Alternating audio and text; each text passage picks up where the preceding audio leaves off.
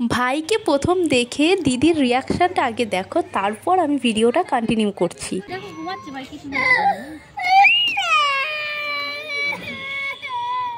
ভিডিওর প্রথমে ক্লিপিংসে তোমরা দেখে নিলে কি রিয়াকশান ছিল, পুরো ভিডিও শেষে দেখতে পাবে পুকুর কি রিয়াকশান ছিল ওর ভাইকে নিয়ে।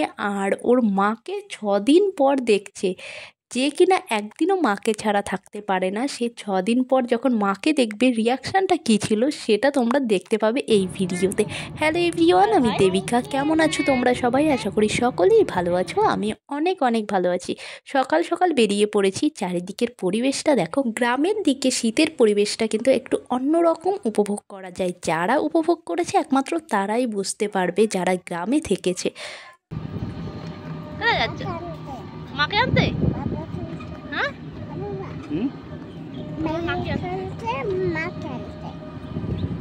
এদিকে টোটো দাঁড় করিয়ে আমার পিপি খাচ্ছে বিস্কুট, আর রিয়াকে আমি চা আনতে পাঠিয়েছি। চা আনতে গিয়ে রিয়ার কি অবস্থা সেটা রিয়ার মুখ থেকে তোমরা শোনো। রাখ নিচে এখানে, ধর না ভাই। দেখ লাল হয়ে খাবি তুই একটা, দেখ লাল হয়ে গেছে মেরা হাত।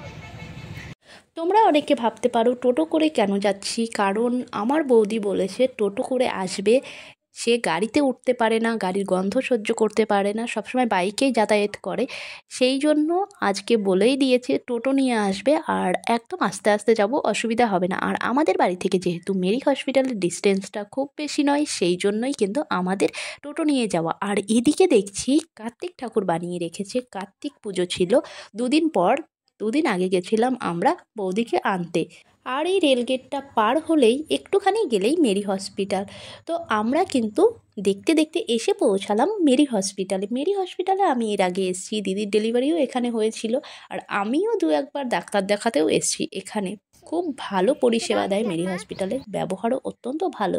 তো এখন কিছুটা হয়তো এদিক ওদিক হয়েছে, বাট আমি যখন এসেছি তখন কিন্তু খুব ভালো ছিল, আর পরিষ্কার পরিচ্ছন্ন। সামনেটা দেখতে পেলে এখানে পুরোটা কিন্তু এই শীতে ফুলে ভরে যাবে।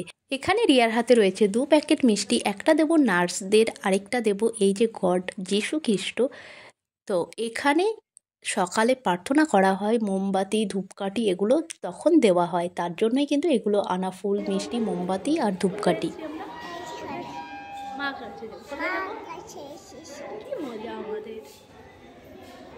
6 দিন মাকে ছাড়া সে রয়েছে, আর আজকে যখন মার কাছে আসবে তখন কিন্তু ওর 1 মিনিটও দেরি সহ্য হচ্ছে না। সেই জন্য বাগানের দিকটাতে ওকে আমি ঘোরাতে নিয়ে এসেছিলাম। প্রচণ্ড কান্না করছিল মার কাছে যাওয়ার জন্য, যেহেতু সকালে ছুটি হবে সেই জন্য কিছু ফর্মালিটিস থাকে, সেগুলো পূরণ করেই কিন্তু তাকে আনবে। আর এদিকে এত কান্না করছিল, দেখো এবার রিয়াকশানটা মাকে পেয়ে। একটা বাচ্চা যখন মাকে ছাড়া থাকে তখন কেমন হয় তার মনের ভিতরে, কদিন না থাকলে হয়তো আমি বুঝতে পারতাম না। আমার কাছে ও সব সময় থাকতো, আর ওর ভেতরে এমন একটা জিনিস কাজ করতো যে মা কোথায়, মাকে খুঁজে পাচ্ছে না। বাবা যদিও কাছে না থাকে তবুও কিন্তু একটা বাচ্চা থাকতে পারে তার মা থাকলে। ওর মাকে পাওয়ার পর ওর যত বায়না আবদার সব কিছুই করতে শুরু করে দিয়েছে। আর এদিকে এত খুশি ছিল, তারপর ওর বাবার কোলে যখন ভাইকে দেখলো ওর রিয়াকশানটা দেখার মতো ছিল। তো চলো দেখে নাও। আর এদিকে দেখো আমাদের বাবান সোনা রেডি হয়ে গেছে বাড়ি যাওয়ার জন্য। এবার চলো ওর বাবার কোলে দেখার পর রিয়াকশানটা দেখো।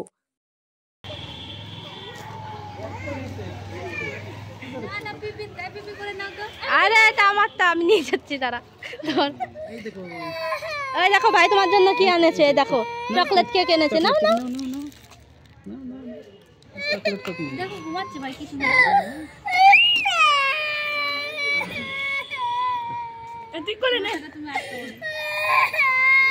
কি হচ্ছে? এটা ভাই তো ভালো তো, দেখো ভাই কি সুন্দর ঘুমাচ্ছে। চল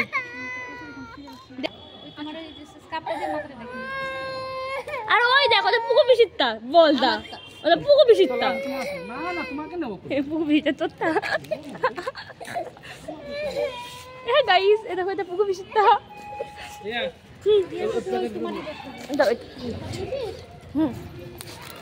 এটা দে, ওই ব্যাগটা দিবি তো, দে এই ব্যাগটা দে। আচ্ছা আচ্ছা আচ্ছা, এই ব্যাগটা ভাই দিল।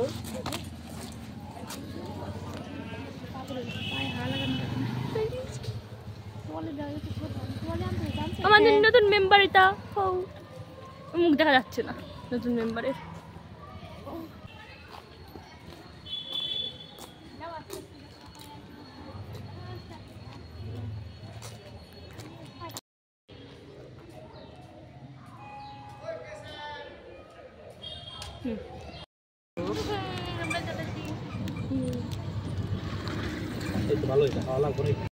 দেখা হচ্ছে নেক্সট ভিডিওতে। ততক্ষণের জন্য ভালো থেকো, সুস্থ থেকো, আর অবশ্যই নতুন হলে সাবস্ক্রাইব করে নিতে ভুলো না নতুন নতুন ভিডিও দেখার জন্য। টাটা।